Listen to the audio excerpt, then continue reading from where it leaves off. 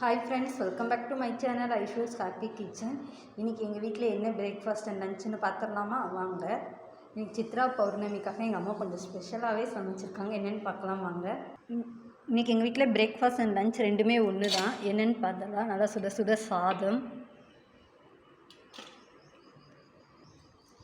சாதத்தில் கொஞ்சம் நெய் விட்டுக்கலாம்.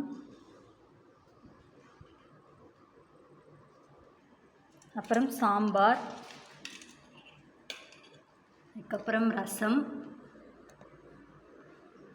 நேற்றுக்கு வச்ச வெண்டைக்காய் புளிக்குழம்பு கொஞ்சம் பேலன்ஸ் இருந்துச்சு, அது, அவியல், வாழைக்காய் வறுவல், அப்புறம் அப்பளம். இன்றைக்கி செம்ம விருந்து தான் எங்கள் வீட்டில். இன்றைக்கி ஒரு பிடி தான்.